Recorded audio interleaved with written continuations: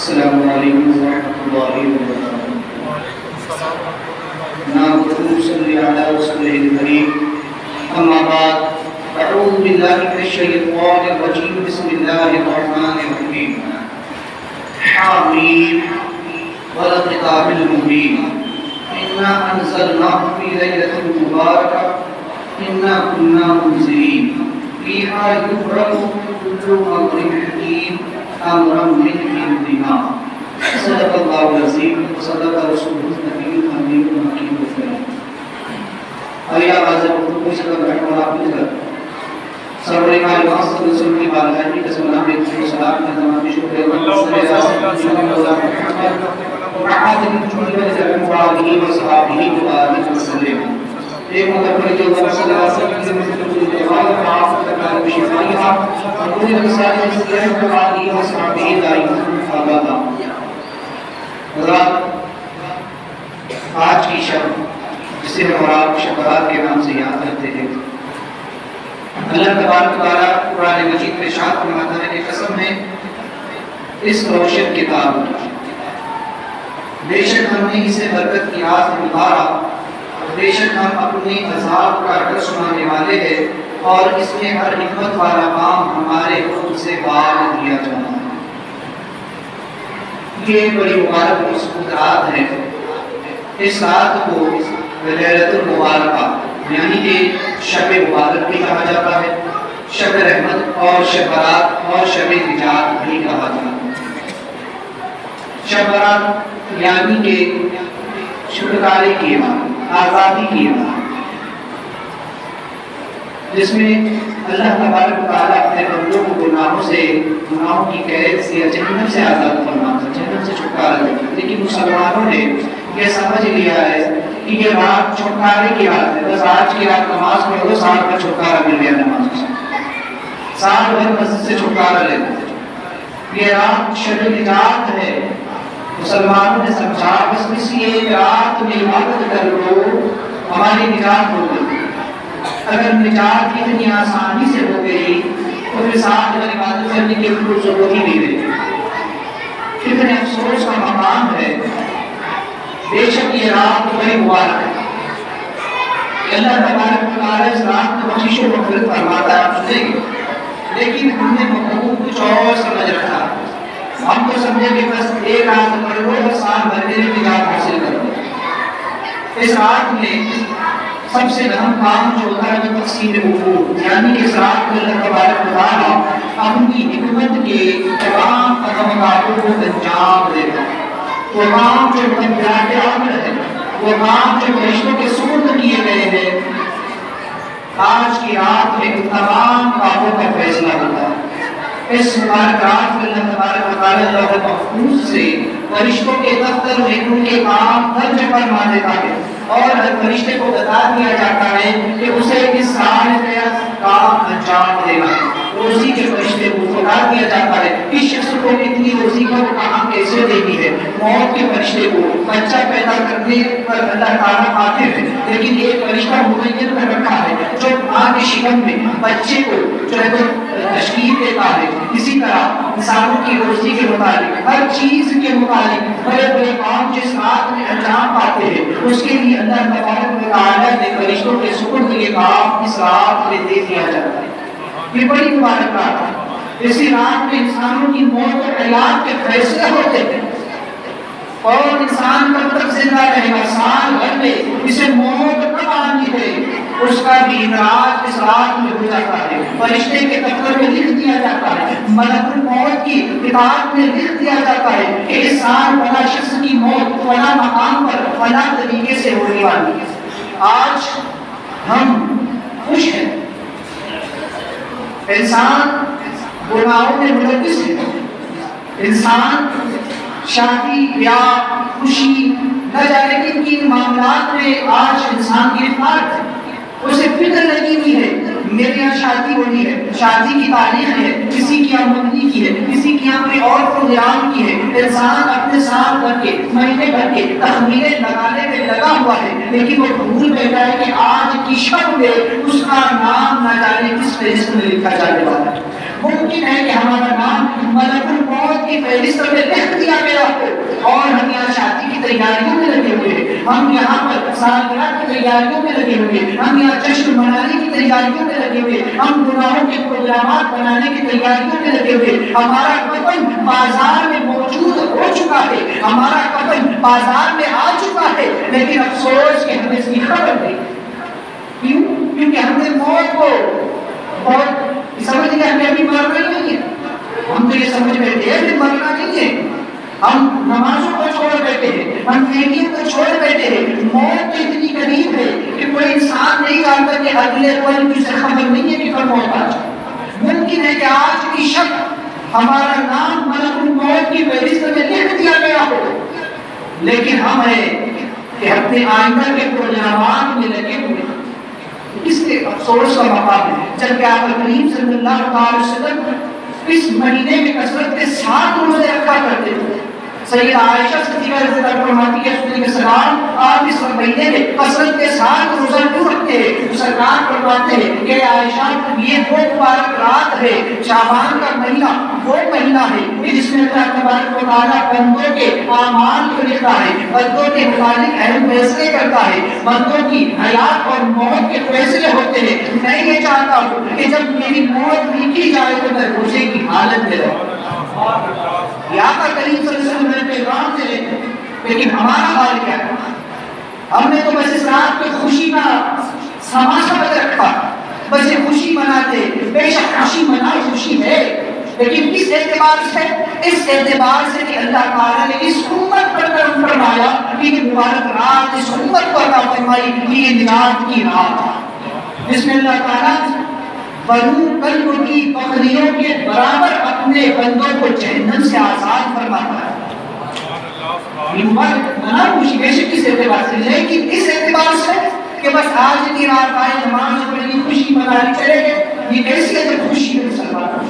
یہ کیا ہم نے اس رات کو کون سی نجات سمجھ رکھا ہے؟ بس ایک رات ہمیں نجات ہوگی۔ ارے وہ صحابہ کرام جن کو سرکار صلی اللہ علیہ وسلم نے دنیا میں جنتی ہونے کی بشارت دے دی تھی، جن کو یقین کے ساتھ، یقین کی قوت کے ساتھ یہ کہہ دیا گیا تھا کہ ابوبکر تم جنتی ہو، عمر تم جنتی ہو، عثمان تم جنتی ہو، علی تم جنتی ہو، عشرہ مبشرہ جن کو سرکار نے دنیا میں جنتی ہونے کی بشارت دے چکے ہیں، ان صحابہ نے ایک وقت کی نماز قضا نہیں کی، ان کی ہر رات شب برات ہوتی تھی، ان کی ہر رات عبادت کی رات ہوتی تھی، ان کی ہر رات خوف خدا سے اللہ کے خاطر مصلوں پر کبھی قیام کرتے ہوئے گزرتی، کبھی رکوع کرتے ہوئے گزرتی، کبھی سجدہ کرتے ہوئے گزر جاتی۔ ان کی تو ہر رات شب برات ہوا کرتی تھی، اپنے رب کے حضور رو رو کر دعائیں کرتے تھے۔ مولا کریم سیدنا ابوبکر صدیق فرماتے کاش میں تیر کا ہوتا اور میرا حساب و کتاب نہ ہوتا۔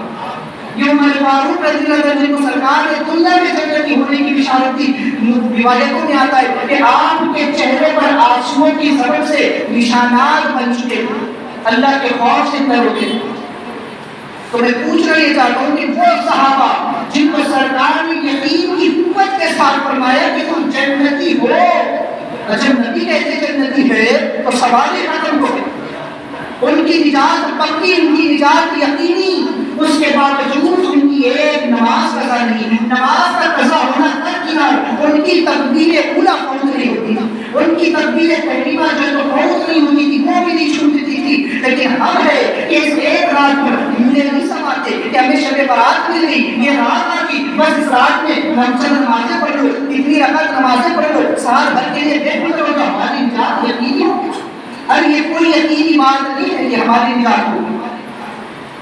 کیا خبر کہ ہمارا نام ملک الموت کی فہرست میں لکھا جا چکا، کیا خبر ہے کہ اللہ تعالیٰ نے جو فرمایا کہ اس رات میں بنو کلب کی بکریوں کے بالوں کے برابر اللہ تعالیٰ جن مجرموں کو آزاد کرتا ہے، کیا خبر کہ اس میں ہمارا نام، کیا خبر کسی کو یقین ہے؟ کوئی کہہ سکتا ہے اوپر کے کہ ہاں میری نجات ہو گئی، ہاں میری ذات میں بخشش ہو گئی؟ کوئی نہیں کہہ سکتا۔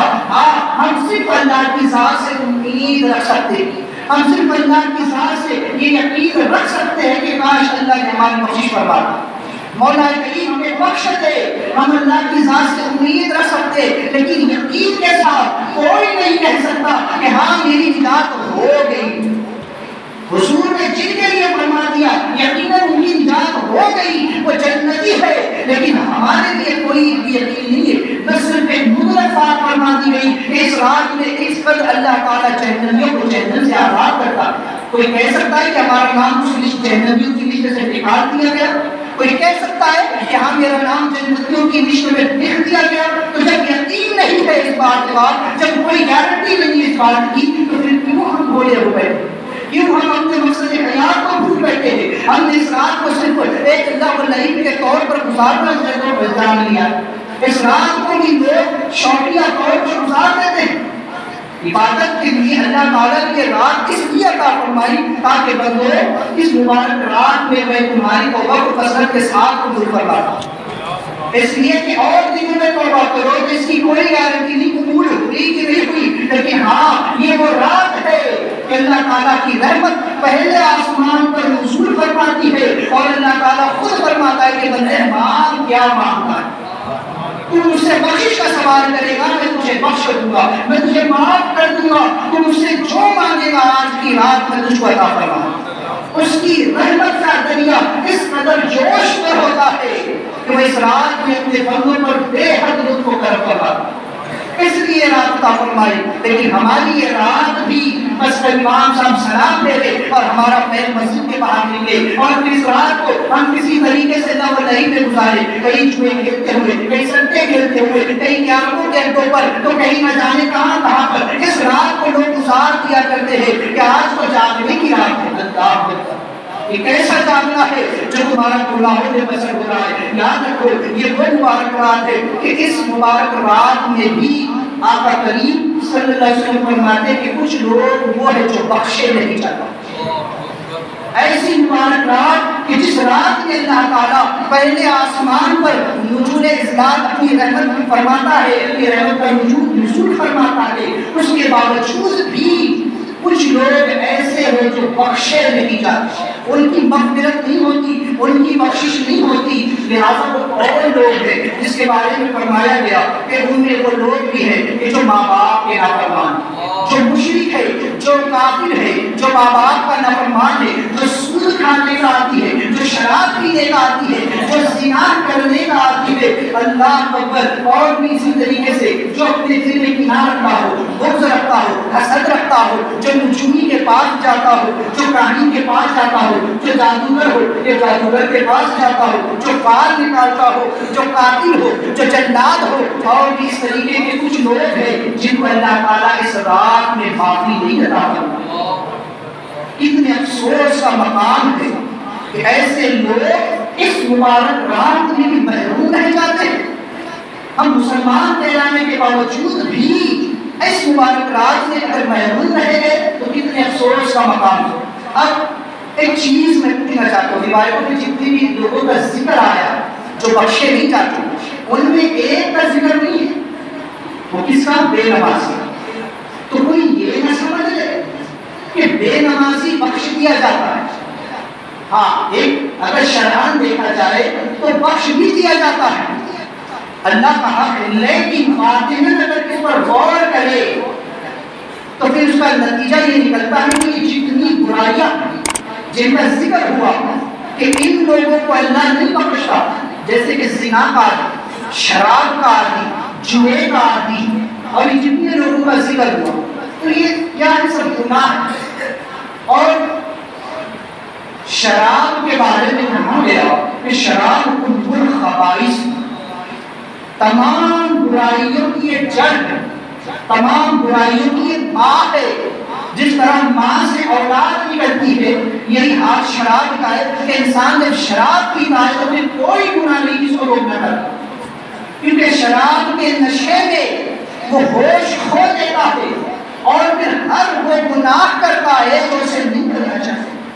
اس لیے شراب کو ام الخبائث کہا گیا، تمام برائیوں کی ماں کہا گیا کہ جس نے شراب پی وہ زنا بھی کرے گا، وہ چوری بھی کرے گا، وہ ڈکیتی بھی کرے گا، وہ ماں باپ کی نافرمانی بھی کرے گا، وہ ہر طرح کا گناہ کرے گا۔ اب اس کے برعکس اگر آپ دیکھیں تو آتی ہے نماز، جس کے بارے میں اللہ نے فرمایا ان الصلاۃ تنہی عن الفحشاء والمنکر، بے شک نماز روکتی ہے بے حیائیوں اور بری باتوں سے۔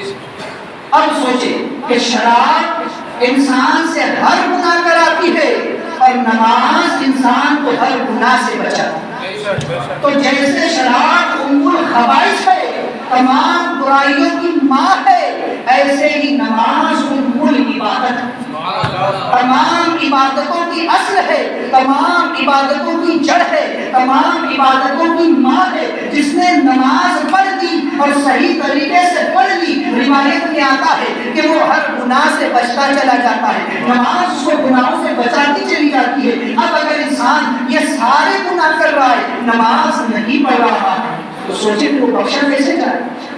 کوئی سمجھے کہ میں ٹھیک ہے بے نمازی ہوں اور بے نمازی کا ذکر نہیں ہے، ممکن ہے کہ بے نمازی بخشا جائے، بے شک اللہ کی رحمت ہے وہ بخش بھی دے، لیکن اگر اس حکمت پر غور کرے تو یہ سارے گناہ کون کر رہا ہے؟ جو بے نمازی، جو نمازی ہوگا وہ گناہ نہ کرے گا، جو سچا نمازی ہوگا، جو نماز کو اس کے وقت پر صحیح طریقے سے شریعت کی روشنی میں ادا کرے گا، نماز اس کو گناہوں سے روک دے گی، نماز اس کو گناہ سے بچا لے گی۔ جیسے شراب کے نشے میں انسان گناہ کرتا ہے، تو اسی طرح نماز میں وہ طاقت ہے، وہ پاکیزگی ہے کہ وہ انسان کو گناہوں سے بچا لیتی ہے۔ تو جس طرح شراب کا عادی وہ اس رات میں بخشا نہیں جائے گا، تو جو نماز کو چھوڑ دے، جو نماز کو قصداً چھوڑے، نمازوں کو چھوڑتا ہی نہیں، ایک وقت کے نماز کی چھوڑنے والے کو بھی بے نمازی کہا گیا۔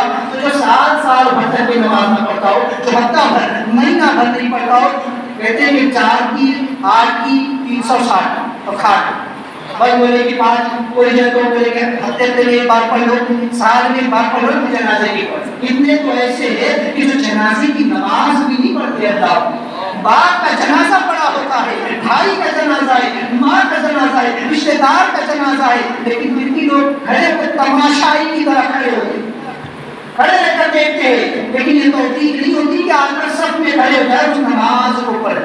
کتنے افسوس کا مقام ہے۔ تو لوگ بے نمازی یہ نہ سمجھے کہ وہ چھوڑ دیا گیا، بلکہ بے نمازی یہ سب سے بڑا مشرک ہے۔ ایک روایت میں آتا ہے کہ حضرت موسیٰ کلیم اللہ نبی علیہ السلام کی بارگاہ میں ایک عورت آئی اور کہنے لگی کہ موسیٰ علیہ السلام مجھ سے گناہ ہو گیا کہ اللہ تعالیٰ کی بخشش و مغفرت فرما دے گا۔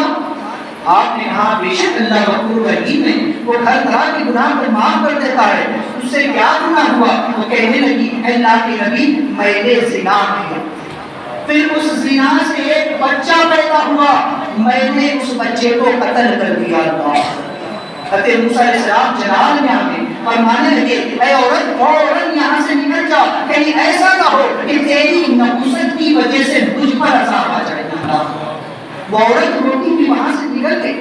حضرت سیدنا جبریل امین حضرت موسیٰ کلیم اللہ کی بارگاہ میں آئے اور ماننے لگے اللہ کے کلیم اللہ کو سلام فرماتا ہے اور پوچھتا ہے کہ آپ نے اس توبہ کرنے آئی ہوئی عورت کو کیوں بھگا دیا؟ وہ آپ کے دربار میں توبہ کرنے آئی تھی، آپ نے اسے کیوں نکال دیا؟ کہا کہ جبریل اس نے کتنا سنگین جرم کیا، کتنا بڑا جرم کیا ہے۔ کہنے لگے جبریل اے موسیٰ کہ اللہ فرماتا ہے تم نے اس سے بڑا مجرم نہیں دیکھا؟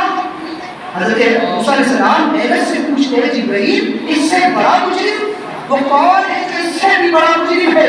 فرماتے جو ایک وقت کی نماز چھوڑ دے وہ اس عورت سے زیادہ مجرم ہو، اس نے اس عورت سے زیادہ بڑا جرم کیا ہے۔ اللہ کو پر اب غور کیجئے کہ جب ایک عورت زنا کرے، اس سے بچہ پیدا اسے قتل کر دے، زنا ایک ایسا جرم ہے کہ جس سے انسان کو گھن پیدا ہوتی، زانی کو دیکھ کر، شرابی کو دیکھ کر انسان کو اس سے گھن آتی ہے، لیکن بے نمازی اس سے بھی زیادہ گیا گزرا۔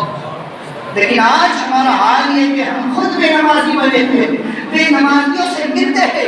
ہم ہر روز نماز میں کہتے ہیں وتر کی نماز میں وَنَقْلَوْ وَنَقْلَوْ مَنْ يَحْجُرُكَ اے اللہ ہم قرد کرتے چھوڑتے ہیں اس شخص کو جو تیرا نافرمان ہے، لیکن خود ہم نافرمانیاں کرتے ہیں۔ اس پر کون غور کرے؟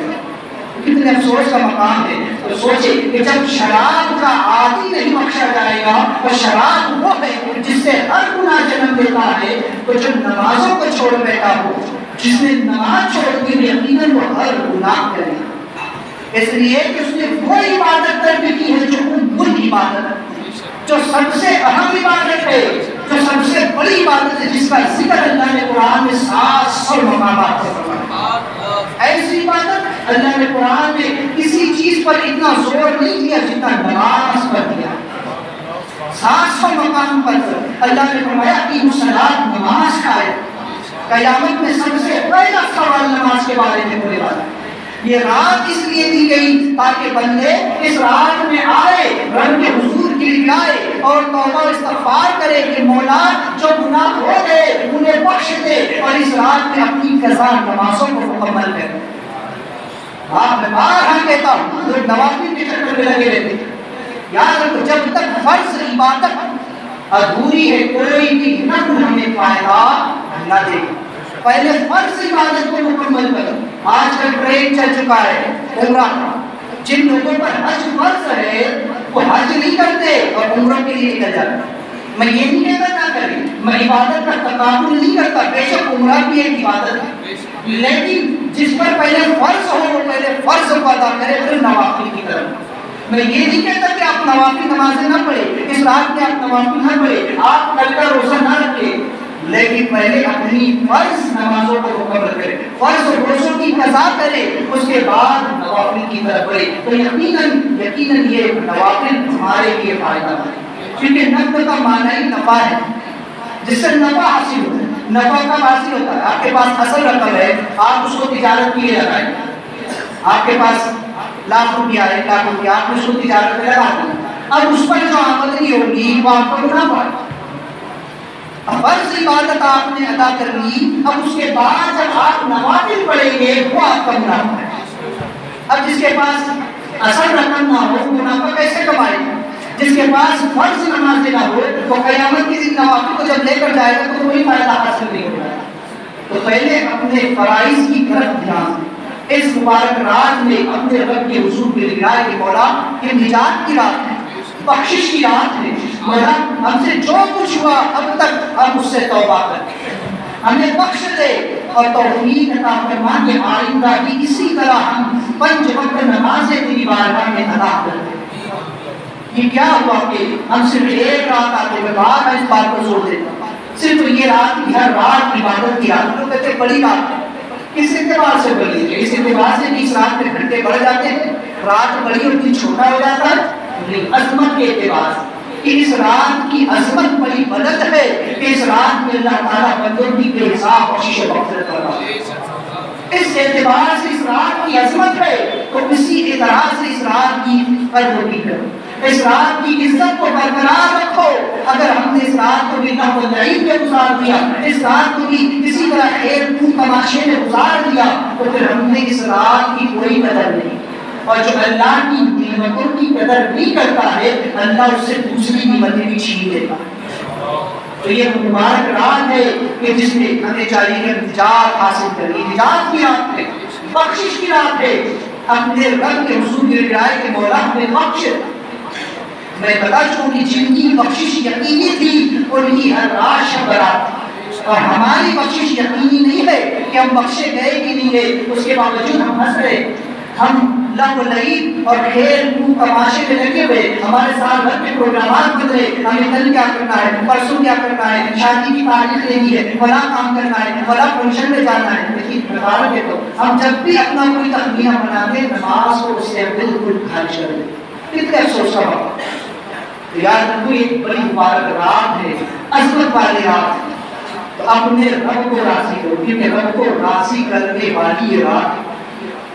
اگر رب کو راضی کر لیا تو یقیناً دنیا و آخرت دونوں کامیاب ہیں، اور اگر رب ہی راضی نہ ہوا تو پھر انسان کی زندگی اسی معنی کی اس نے ہمارے مقصد حیات کو یوں بیان کر چکا ہے، وما خلقت الجن والانس الا ليعبدون، ہم نے انس اور جن کو صرف اپنی عبادت کے لیے پیدا کیا۔ یہ ساری کائنات انسان کے لیے بنائی اور انسان کو اپنی عبادت کے لیے، اس لیے چاہیے کہ اپنے رب کے حضور میں توبہ کریں اور آج کے بعد کسی نماز کو قضا نہ کریں، اس لیے کہ جو نمازوں کا چھوڑنے والا ہوگا تو سب سے بڑا مجرم، تو پھر وہ امید یہ سمجھ لے کہ پھر نہ جانے اس کی بخشش ہوگی کہ نہیں.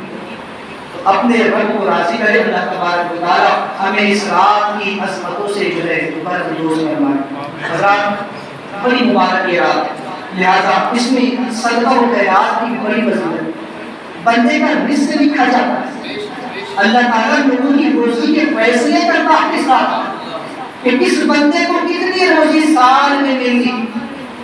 اور جب بندہ کوئی نیکی کرتا ہے تو اللہ تعالیٰ خوش ہوتا ہے.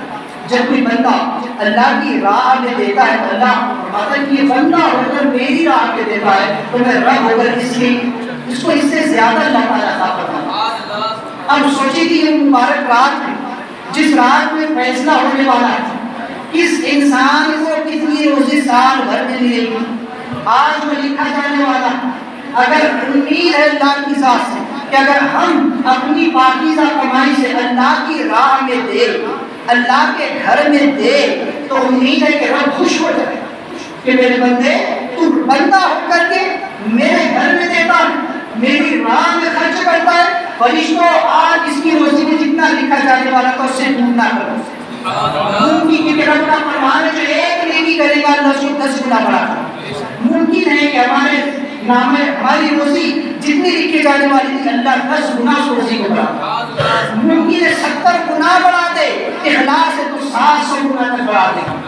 تو غور کرے آج کی اس مبارک شب کے لیے اس رات میں ہماری روزی کا فیصلہ ہونے والا ہے. اخلاص کے ساتھ اللہ کی بارگاہ میں دے تاکہ رب خوش ہو کر ہماری روزی کو بڑھا دے، ہماری عمروں کو بڑھا دے.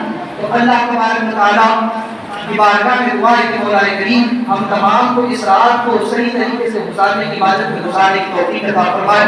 دوران خطبہ کی توبہ کرتا ہوں، الحمدللہ ربی من کل ذنب و اتوب الیہ.